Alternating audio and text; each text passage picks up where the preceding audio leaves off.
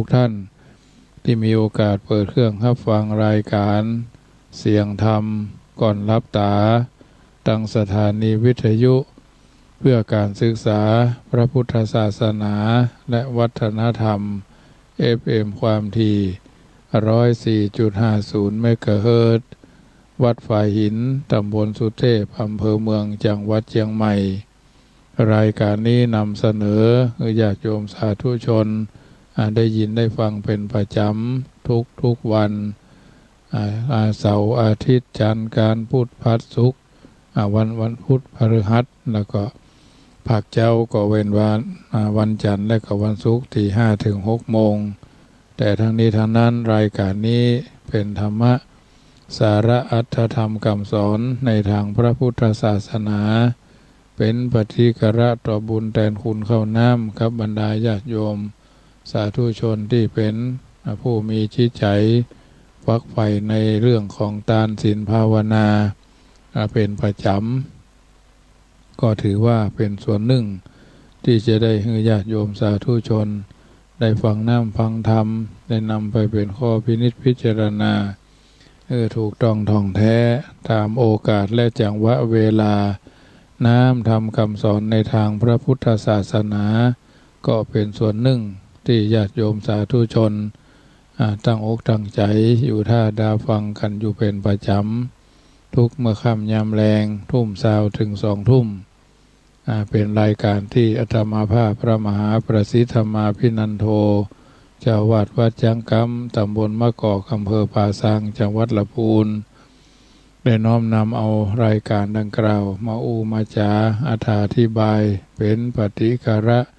ตอบบุญแทนคุณข้าวน้ำให้ญาติโยมได้ยินได้ฟังเป็นประจำก็ถือว่าเราเป็นผู้ฮื้อซึ่งกันและกันโดยเฉพาะคือกำลังใจคือกำลังกายคือกำลังสติปัญญาเพิ่มเติมสิ่งที่อาจจะขาดตกบกพร่องด้วยประการต่างๆก็คือเกิดเป็นอันหนึ่งอันเดียวกันวันนี้ช่วง5 โมงถึง 6 โมงบ่ได้จัดเพราะว่า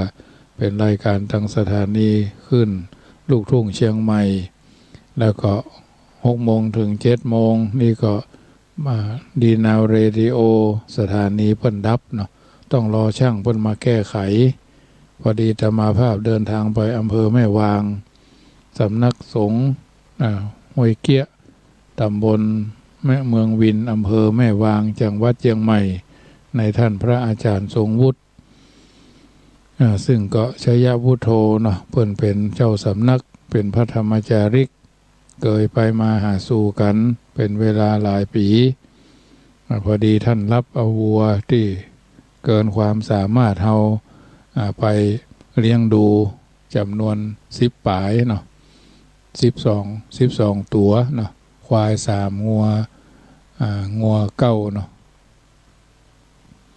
ควาย3งัว9ก็ไปดูแลไปสังเกตดูพอดีก็ไปเอาพักนะ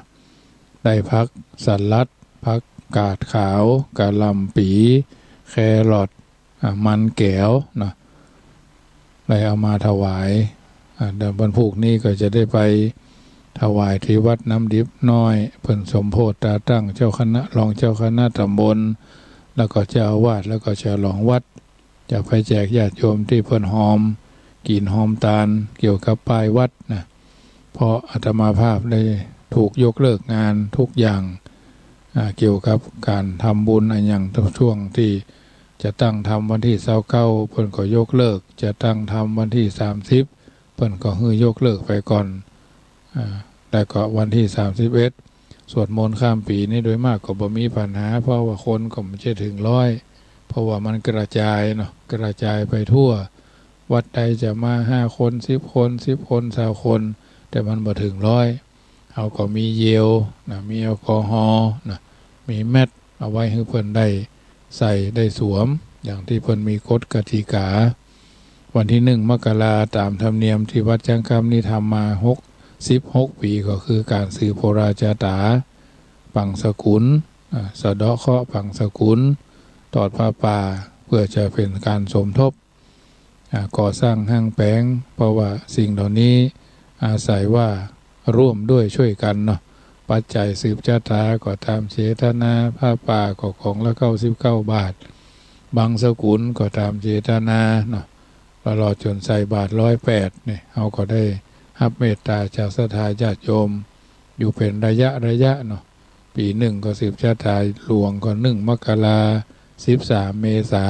ถ้าเหตุการณ์บ่ผิดปกติโรคก็ดีความเจ็บไข้ได้ป่วยก็ดีก็ได้มาเยือนเขาก็พยายามทำสิ่งที่ดีคือปรากฏได้ตั้งไม่จะตาไปสั่งพันธมาก็ปรากฏว่าคำสั่งมาตั้งเมื่อวันเสาร์แล้วเนาะตั้งเมื่อวันนั้นปุ่นวันศุกร์วันพัดวันศุกร์เนี่ยก็คำสั่งมาก็จำเป็นจะต้องเป็นถ้าเป็นผู้ปฏิบัติไปตามระนาบเดียวกันเพราะฉะนั้นก็แต่ทั้งนี้ทั้งนั้นเขาจะจัดงานเนาะจะจัดงานวันที่29 30แล้วก็ที่1สืบชะตาโดยเฉพาะ29 30นี่เขาต้องสั่งเพิ่นทำหั่นทำนี่เนาะได้สั่งทำปฏิทิน2,000 ชุดละ23 บาทก็บวกลบคูณหารกันไปเนาะป้ายไวนิลก็4-5 ป้ายเนาะก็จำเป็นจะต้องจ่ายเพราะว่าเขาสั่งเพิ่นแล้ววัดช้างคำที่ทันเวินนะแล้วก็ซองผ้าป่าประมาณ1,500นะจะเอาแจกให้ญาติโยมปรากฏว่าไม่ได้แจกก็จำเป็นต้องยกเลิกไปเนี่ยรายจ่ายที่เขาจะต้องจ่ายเนาะค่ะปัจจัยสำรองจากเงินของวัดก็เอาคืนวัดไปละเรียบร้อยรวม 5-6 หมื่นเนาะทั้งนี้ทั้งนั้นที่เขาจะต้องจ่ายสดไปแล้วก็ปฏิทิน2,000 ชุดป้ายไวนิลซองพระป่าตลอดจนจิพาทะนะต้องเตรียมสั่งต้นคาเนี่ยต้นคา30 ต้นละ50 บาทนะอันนี้ราคาขอเมตตากันมาได้นะต้นละ30 บาทเครื่องในสังฆทานแถมเนี่ยวันนี้ก็ยกไปถวายท่านอาจารย์ทรงวุฒิสำนักสงฆ์ห้วยเกียงตำบลเมืองวินอำเภอแม่วางเชียงใหม่กับปฏิทินก็ไล่แจกคนพวกนี้ก็จะไปทางเวียงหนองล่อง3 ยอดนะเราก็จะวนไปพุ่นวังเหนือเมืองปานวังเหนือแจ้ซ้อนอย่างพุ่นนะเสร็จเรียบร้อยก็พุ่นขึ้นไปทางพะเยาวังเหนือพะเยาเนี่ยแจ้ห่มนะแจ้ห่มเมืองปานแจ้ห่มตลอดจนญาติโยมที่เป็นกัลยาณมิตรศพปราบก็ส่งไปวันนี้ก็พี่น้องชนเผ่าประมาณ เปิ่นเอาผักกาดผักสลัด7 ถุงเนาะผักกาดเปิ่นห่อสลัดแก้วเนาะประมาณ10 ถุงกะหล่ำ3 ถุงนะผักกาดขาว3 ถุงตลอดจนแครอทอย่างเนี้ยเปิ่นเอามาถวายก่อนพวกนี้ก็จะเอาไปไล่กระจายถวายแต่ละวัดไปถวายงานที่วัดน้ำดิบน้อยแห่งส่วนหนึ่งพี่น้องทางบ้านเวียงหนองล่องวันพวกนี้กับป้าบ้านอำพรเนอะเหล่าแมวเนาะปะกันเจดีย์3 ยอดกับบ้านพ่อครูแม่พ่อเขาอำนวยแม่จันสอนศรีประเสริฐแม่ดีกองตองกายเนี่ยเป็นฟังอยู่อันนี้ก็ถือว่าเป็นผู้ที่ให้ความสำคัญกับวัดกับวามาพี่น้องทางพะเยาแต่เจ้าก็โทรมารายนามผู้ร่วมทำบุญป้ายวัดสมทบกันเนาะสมทบป้ายวัดกับโยมพี่เชียงใหม่ร่วมทำบุญมาจำนวน1แม่ครูรัตดาจีนาลำปาง 2,000 บาทแม่ครูเหรียญทองจันทรีเนาะ2,000 บาทแม่หมอมันธนาอัมพันธ์พร้อมครอบครัวบันดงปาลันแม่แตง500 บาทแม่ทองเพิ่นโอนมา100 บาทแม่ครูจุดามาศวงศิริเชียงใหม่300 บาทแม่ครูธัญญาทองอิ่มเชียงใหม่300 บาทคณะกัลยาณมิตรเวียงหนองล่องโดยประสานงานแม่เพนขาวเตี้ยนะร่วมทำบุญมา 2,940 บาทแม่เอื้องไพชัยยองบ้านดงเรือศรี200 บาทแม่มะริวันเจริญเนตร200 บาทบ้านพระเจ้าล้านทองปะสันทำแปลงวันญาติโยมอันนี้ก็ขออนุโมทนาเนอะกับทุกคนที่มีจิตอันเป็นกุศลร่วมด้วยช่วยกันนะตามที่เขามีความพร้อมในการที่จะได้กระทำบำเพ็ญสิ่งต่างๆเหล่านี้พี่น้องทางบ้านเวียงนี่เพิ่งก็จะมาบรรพุกเนาะมาช่วยกันในการที่จะอาตมาภาพจะเดินทางไปบ้านเพื่อนไม่ใช่มาช่วยกันไป เพิ่นก็ร่วมทำบุญกันตามเจตนาเฮาก็บ่ว่ากันนะนิดหน่อยก็บ่ว่ากันทำไปแล้วสบายใจก็ถือว่าเป็นส่วนหนึ่งแม่ครูรัตดานี่ก็เพิ่นอยู่พุ่นนายอำนวยการจนะเพ็ญซึ่งเป็นลูกเขยของแม่ครูรัตดาก็จำนวน 2,000 บาทอย่างที่ประกาศไปตะเกียนะส่วนปัจจัยอื่นๆที่ท่านโย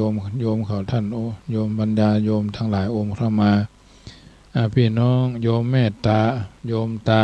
โยมชื่นแสงตะ67/7หมู่11ตำบลบัวข้างอำเภอสันกำแพง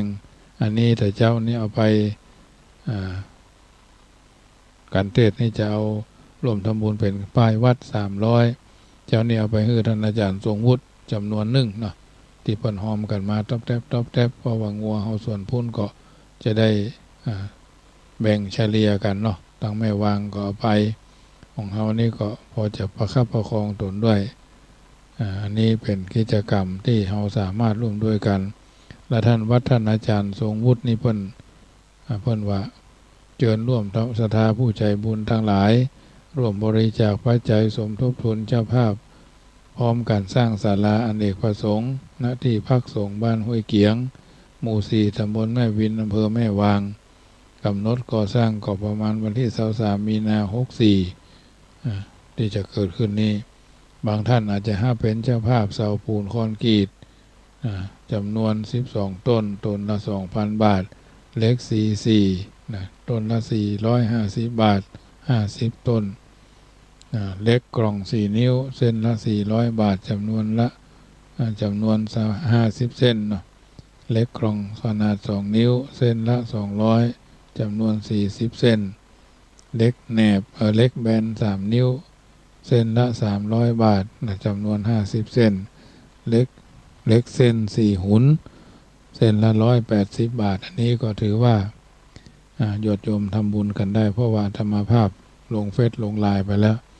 ที่ท่านอาจารย์ทรงวุฒิเนาะ0821819342 หมายเลขบัญชีเพิ่นก็ธนาคารกสิกรเนาะธนาคารธกส.แม่วางบัญชีหมายเลข020188070220นะ020188070220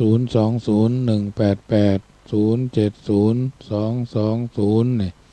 บัญชีของสำนักสงฆ์ห้วยเกียงประสานงานโดยท่านพระอาจารย์ทรงวุฒิชัยวุฒโธเนาะอันนี้ก็ขออนุโมทนากับญาติโยมเพื่อจะทอดพระป่าวันที่23มีนาคม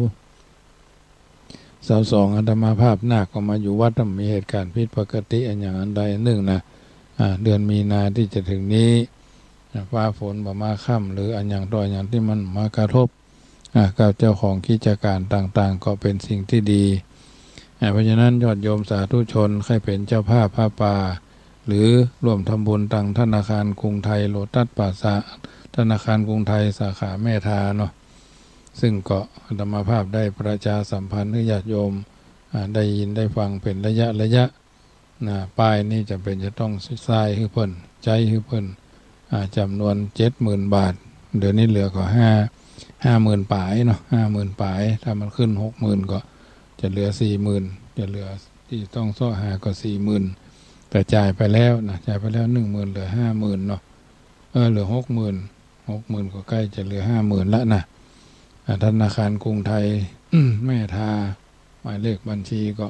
531-005-9903 531-005-9903 สาขาแม่ทาซึ่งสมัยนั้นธนาคารกรุงไทยป่าซางยังมีแม่ทาบุบ้านโฮงบุเนี่ยเมืองป่าซางนี่มีนะได้ตั้งที่โลตัสป่าซางอันนี้ก็ได้โอนกันไปโอนกันมาเขาก็บอกว่ากันเนาะญาติโยมความสำเร็จเกิดจากประสบการณ์หลายคนหลายครั้งที่ต้องยอมอันการยอมนั่นไม่ใช่ว่าบ่งบอกว่าเฮาการแต่ความสำเร็จเกิดจากประสบการณ์บางครั้งก็เกิดจากการที่ตัวเฮายอมผิดพลาดหรือเพื่อให้เกิดบทเรียนราคานี้กับเฮายอมคนบ่จ้างก็เย็นไม่ได้ยอมเขาไม่ได้ก็เกิดปัญหา ยอมเขาไม่เป็นก็ไร้ปัญญายอมเขาดีกว่าก็แค่ใจเย็นยอมไม่เป็นเย็นไม่ได้เรื่องก็เกิดยอมไปเถิดเย็นให้ได้หมดปัญหายอมให้เป็นเย็นให้ได้เรื่องก็ชาทุกปัญหาใช้ปัญญาใจเย็นๆนะอันนี้ญาติโยมสาธุชนเป็นวลีคำกล่าวของบัณฑิตผู้รู้ก่อนไกลเอามาสาธกยกคือญาติโยมฟังเพราะฉะนั้นถือว่าทุกคนได้กระทำบำเพ็ญสิ่งที่ดีที่งามสำหรับตัวตนเฮาท่านทั้งหลายอยู่เย็นเป็นสุขก็จะได้ผ่าวิกฤตการณ์ปัสจากทุกข์ปัสจากโศกปัสจากโลกปัสจากภัยสัสเคราะห์เสนียดจันไรอันนี้ถือว่าทุกคนจำเป็นจะต้องทำความเข้าใจนะมีพระบาลีกล่าวเอาไว้ว่าสุขังยาวะชราสีลังสุขาสัทธาปฏิทิตาสุโขปัญญาปฏิราโภปาปานังอาการะนังสุขังนะเพราะฉะนั้นญาติโยมสาธุชนอาตมาภาพได้ยกนิเคปบทตัวนี้ไว้ว่าสุขังยาวะชราสีลังศีลคือเป็นสุขได้ตราบเท่าชราสุขาสัทธาปฏิทิตาสัทธาอันตั้งนะอันตั้งมั่นแล้วคือเกิดสุขสุโขปุญญาภิสัมปฏิสัมปฏิราโภการได้เฉพาะปัญญาเป็นสุขปาปะกังอาการนังสุขังการบำทำบาปทั้งปวงเป็นสุขทำทั้งสี่ประการคือการรักษาศีลเจริญศรัทธาอบรมปัญญาละบาปบำเพ็ญบุญเป็นคุณเครื่องยังสุขประโยชน์ถึงพร้อมได้ทางโลกทางธรรมบุคคลจะถึงพร้อมด้วยคุณงามความดีหรือจะมั่งมีด้วยโภคะสมบูรณ์ด้วยความสุขต้องอาศัยธรรมสี่ประการเนี้ยเป็นแนวทางในการดำเนินชีวิตต้องท่องแท้ข้อต้นว่าสุขังยาวะชราสีลังศีลเป็นสุขศีลเป็นศีลเป็นสุขได้ตราบเท่าชราศีลหมายถึงความประพฤติปกติเรียบร้อยทางกายวาจาอันบุคคลจะพึงเป็นคนดีที่อยู่ในสถานะสูงต้องอาศัยศีลนี่แหละเป็นส่วนประกอบเบื้องต้นศีลเป็นเครื่องรูปเป็นเครื่องชักเป็นเครื่องชักจูงบุคคลให้ก้าวขึ้นสู่สถานะอันสูงได้เป็นภาคพื้นแห่งคุณงามความดีทั้งหลายโดยลักษณะของศีลมีความหมายว่าปกติอย่างหนึ่งบุคคลที่มีศีลย่อมประพฤติกายวาจากายวาจาคือเรียบร้อยบ่วิปริตผิดปกติหมายความอย่างหนึ่งนะมาจากศิละแปลว่าเสียแปลว่าศีรษะหรือหัวกระหม่อมจอมก็จอมศีรษะอยู่สูงบนยอดนะบนยอดของบนสูงบนยอดของคนศีลมีคนมีศีลแล้วถือว่าเป็นยอดคนสูงได้เพราะเป็นคนประกอบด้วยคุณงามความดีที่ละเว้นจากการเบียดเบียนชีวิตร่างกายของคนอื่นทำตนให้คนอื่นให้เดือดร้อนและเว้นจากการละเมิดสิทธิในทรัพย์สินของคนอื่นคนอื่นอย่าเอาคนอื่นเขาแสวงหาทรัพย์มาได้โดยการอบรมบ่มเพาะด้วยการอบรมบ่มเพาะขัดเกลาขัดเกลาตนคือเป็นคนที่ว่ามีศีลแล้วถือเป็นยอดคนสูงสุดโดยชอบธรรมก็ปรารถนาจะได้ทรัพย์นั้นคือสอนบริโภคบำรุงสุขบำรุงทุกข์ของเฮาเมื่อมีผู้ไปเบียดเบียนทรัพย์สินของเขาก็เดือดร้อนผู้นั้นก็มีโทษทั้ง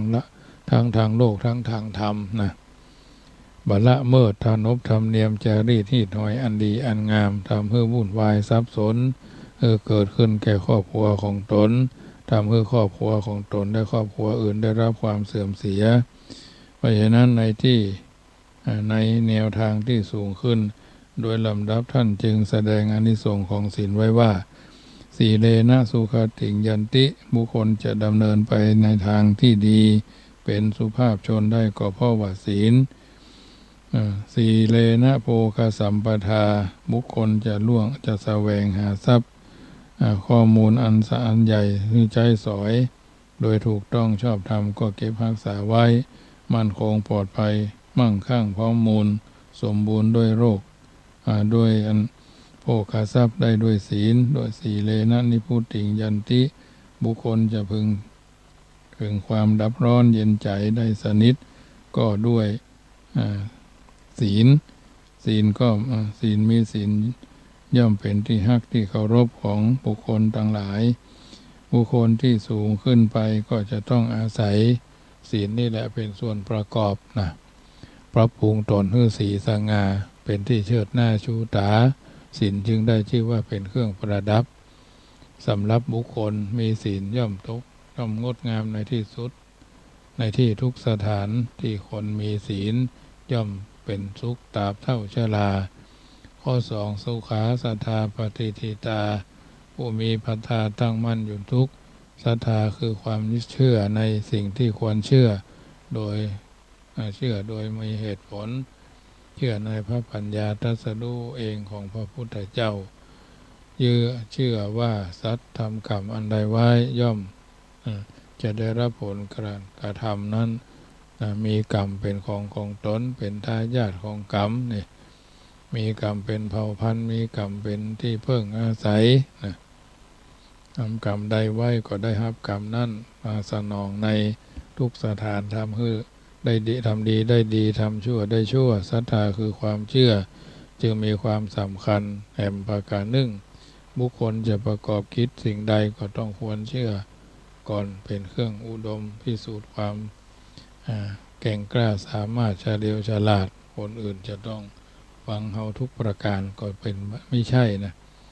นี้จะยกขึ้นแสดงเพียง2ประการความเชื่อในการละความเชื่อการเชื่อถือและความเชื่อใจความเชื่อถือคือเชื่อว่าสิ่งสิ่งนี้เป็นของดีมีประโยชน์เชื่อถือได้ว่าเขาเป็นของมีคุณค่านี้สถานหนึ่งคือแห่งสถานหนึ่งได้แก่เชื่อใจหรือว่าเชื่อตนก็สามารถจะนำสิ่งนั้นมาใช้ให้เกิดประโยชน์ใดเชื่อว่าสิ่งที่ตนได้แล้วจริงๆก็จะมีความเชื่อว่าของนั้นดีเป็นของดีมีประโยชน์จริงแต่ถ้าบ่เชื่อใจก็สามารถที่จะทำสิ่งนั้นให้เกิดประโยชน์กับตัวกับตนไปใจเหมือนกันนะเช่นศรัทธาสิ่งมีความสำคัญที่ว่าเมื่อเชื่อถือสิ่งนั้นว่าเป็นของที่ดีมีคุณมีค่าจริงแล้วก็ต้องเชื่อใจของตนว่าสามารถที่จะทำให้สิ่งนั้นเกิดประโยชน์สิ่งนี้เป็นประโยชน์ข้อนี้จะยกมากล่าวที่เป็นปรากฏในพระพุทธประวัติเมื่อสมเด็จพระสัมมาสัมพุทธเจ้าตรัสรู้แล้วทรงปรารถนาที่จะโปรดปรานปัญจวัคคีย์จึงเสด็จไปยังที่อยู่ของท่านเหล่านั้นขั้นแรกแสดงความที่ท่านทั้ง5เมื่อได้หันยังเพื่อได้หันยังสิ่งต่างๆเหล่านี้จึงเสด็จไปยังสถานที่อยู่ของท่านเหล่านั้นในขั้นแรกแสดงความที่ท่านทั้ง5นั้นได้หันสมเด็จพระสัมมาสัมพุทธเจ้าเสด็จมาต่างพากันคิดเห็นว่าพระสิทธัตถะเนี่ยเป็นสมเด็จเป็นผู้คลายความเพียรแต่เดิมแต่ก่อนนั้นก็จะเป็นการดูถูกคนเดียวเพราะดูถูกคนเดียวลำบากยากหาอุปถากช่วยเหลือซึ่งตามมาซึ่งทิศตามโดยมาเป็นแน่เมื่อท่านคิดว่าเช่นนี้แล้วจึงนัดหมายวันว่าถ้าพระสิทธัตถะปรารถนาจะทรงนั่งจึงก็จงนั่งปรารถนาจะทรงสนทนาปราศัยก็เปิดโอกาสให้ตามพระอัธยาศัยนะจะนั่งจะยืนจะเดินจะเที่ยวก็ควรจะอย่าคลายตี้นะเมื่อมีการทำบุญสุนทานงานนั้นสมเด็จพระสัมมาสัมพุทธเจ้าเสด็จมาถึงท่านเหล่านั้นก็ต้อนรับตามอัธยาศัยพระองค์ได้แสดงความที่เป็นผู้ตรัสรู้เองอาจเป็นอนัตตลสัมมาสัมโพธิ สัมมาสัมพุทธเจ้าเนาะเสด็จมาด้วยปรารถนาจักแสดงพระธรรมเทศนาคือท่านปัญจวัคคีย์ก็ได้กล่าวคัดค้านโดยประการต่างๆเมื่อสมเด็จพระสัมมาสัมพุทธเจ้าตรัสว่าพระวาจานี้เป็นวาจาว่าพระองค์ได้ตรัสรู้เป็นพระอรหันต์สัมมาสัมพุทธเจ้าพระองค์ได้เคยตรัสรู้มาได้ตรัสมาก่อนหรือท่านทั้งห้าหวนระลึกแล้วนึกได้ว่าพระวาจาเนี่ยสมเด็จพระผู้มีพระภาคเจ้าบ่ได้เคยที่พระดำรัสตรัสกันเมื่อคราวครั้งที่หมู่ตนจะพากันหลีกมาพระองค์ก็บ่ได้ทรงทักท้วงห้ามในมา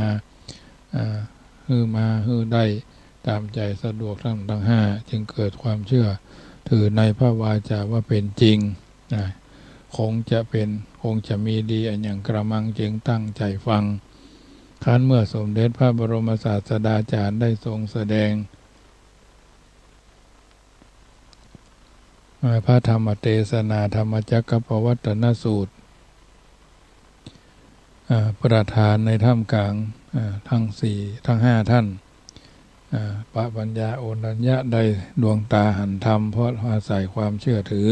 เป็นเบื้องต้นขั้นต่อมาเมื่อได้สดับฟังพระธรรมเทศนาแล้วก็ได้หันโดยตลอดเชื่อว่าตนเองก็สามารถใช้ความรู้ความประพฤติปฏิบัติคือบรรลุได้เรื่องนี้ที่คือหันว่าความเชื่อคือเชื่อว่าสิ่งนั้นมีจริงสิ่งนั้นเป็นของดีสิ่งนั้นที่เป็นขัดเกลามาแล้วนะเกิดสุขเกิดสบายได้จริงจึงก็เป็นความสำคัญเบื้องต้นส่วนการคือเชื่อใจว่าตนเองสามารถทำสิ่งนั้นสิ่งนี้ใช้ความรู้สึกประพฤติปฏิบัตินะคุณงามความดีคือเป็นสุขประโยชน์ขึ้นได้ผู้มีจิตศรัทธาจึงเป็นสุขโดยอย่างนี้ข้อสามว่าสุโขปัญญาปฏิลาโภผู้ได้เฉพาะซึ่งปัญญานั้นก็ปัญญาคือความรอบรู้แจ้งแทงตลอดเป็นต้นข้อที่ห้าปานังอาการะนังการบาปทำบาปทั้งปวงเป็นสุขบาปคือความชั่วอันสกปรกโรครุงรังต่ำช้านะเป็นเหตุนำมาซึ่งความทุกข์โทษภัยด้วยประการทั้งหลายทำเป็นเหตุให้เกิดแก่ตัณหาทะยานอยากเป็นตัวต่อตัวให้เกิดกิเลสความโลภความโกรธความหลงมันก็จะมากระทบนะดีใจเสียใจนะเพราะฉะนั้นประการที่สี่ก็คือศีลศรัทธาปัญญาการบาปทำบาปทั้งหลายเป็นคุณเครื่องนำประโยชน์สุขคือมาอย่างไพศาลเพื่ออำนาจคือรักษาการกายรักษาวาจาใจจิตปกติมารยาทนะอาจจะเป็นหน้าที่ทุกการงานของตนนะลมเย็นเป็นสุขหรือไม่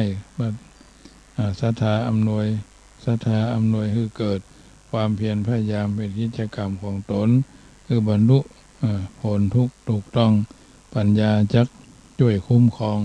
ปกป้องรักษาให้อยู่ตลอดไปอันเนี้ยญาติโยมสาธุชนธรรมาภาพพระมหาประสิทธิ์ธรรมาภินันโทได้สาธยกเอาอัฏฐะอันเป็นสารธรรมคำสอนในทางพระพุทธศาสนามาสาธยายมาสาธยกคือญาติโยมฟังในโอกาสที่เฮาท่านทั้งหลายได้มีโอกาสได้สะดุ้งตื่นมึนตาแต่ละวันญาติโยมก็ขอให้ประสบกับสิ่งอันพึงปรารถนาปราศจากสัพพทุกข์สัพพโศกสัพพโรคสัพพภัยสัพพเคราะห์เสนียดจันไรวินาศสันติญาติโยมได้ยินได้ฟังแล้วอยู่จุดไหนมองใดขึ้น104เนาะขอโทรกันเข้ามาได้เนอะที่0861875325 0861875325 1เสียง1สาย1กำลังใจเนอะญาติโยมได้ฟังกันไปทักทายกันไปโทรกันเข้ามาบางท่านก็อาจจะเข้าที่นอนแล้วบางท่านก็นอนฟังเนาะวันพุธนี้ก็มีงานหลายที่โดยเฉพาะวัดสันเมืองเวียงหนองล่องตลอดจนวัดม่อนห้วยแก้วก็จะมีงานเนาะเกี่ยวกับบรรจุสิ่งที่มันยุ่มยิ้มเนาะจำเป็นจะต้อง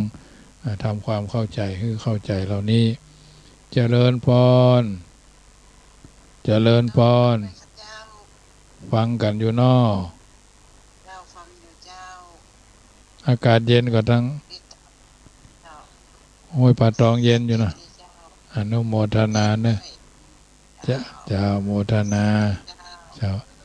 แม่พองคำทิพย์แก้วพุ่นห้วยป่าตองถึงหนึ่งเสียงหนึ่งสายหนึ่งกำลังใจโยมมะลิเนาะเปิดร่วมทำบุญมาเหมือนกันเนาะร่วมทำบุญมาจำนวนร่วมทำบุญจำนวน200 บาทนะน้องนอสอทันวรัตน์นะเจริญพรพี่ร่องต้นขามสะดอสเก็ตเย็นดีเนาะมันก็เย็นกว่านักเจ้าวันเนี้ยรู้สึกว่ามันจะให้มันร้อนอยู่อุ่นขึ้นนะเนาะเจ้าอุ่นขึ้น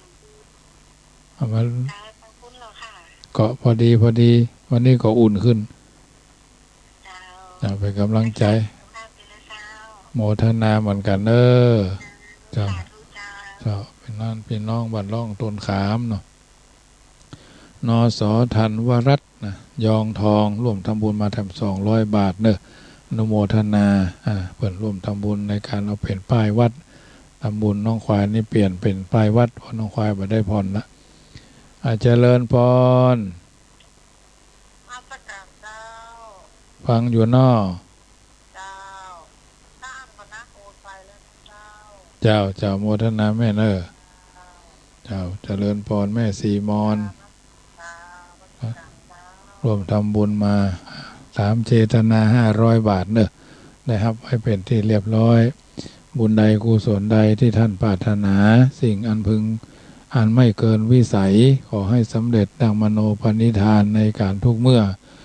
ถึงวันนี้ได้ขึ้นไปที่สำนักสงฆ์วัดห้วยเกียงเพิ่นจะแปลงศาลาเนาะเพิ่นจะแปลงศาลาเพิ่นก็หิบไม้รวบรวมไม้ไว้อาตมาภาพก็เป็นสายบุญหรือเพิ่นสาย1-3 มีนาพุทธญาติโยมก็ท่านก็ห้อมกันไปคนละเล็กคนละน้อยเพราะว่าในเฟซก็มีในไลน์ก็มีส่งอันเข้าไปธนาคารเพิ่นก็ได้ธกส.แม่วางเนาะอันนั้นเพิ่นก็มีเบอร์ของเพิ่นพุ่นของอาตมาภาพนี่ก็มีเบอร์อยู่ตรงเนี้ยนะญาติโยมก็กินตานกันไปเนาะไม่ต้องหอมมากไม่ต้องหอมเยอะแต่ขอให้หอมกันทุกคนนะคนละเล็กคนละน้อยวันพรุ่งนี้ก็เป็นวันติดนะก็คงจะหยุดกันเป็นส่วนใหญ่การงานเพราะฉะนั้นรายการเสียงธรรมนำสุขช่วงที่2ก็คือช่วงที่3 ทุ่มเช้าถึง2 ทุ่มอัตมาภาพพระมหาประสิทธมาพินันโทวัดจังกำตำบลมะกอกอำเภอป่าสังจังหวัดลำพูนดำเนินรายการมาก็พอสมควรแก่เวลาค่ำคืนนี้ขอให้ท่านทั้งหลายไหว้พระนบธรรม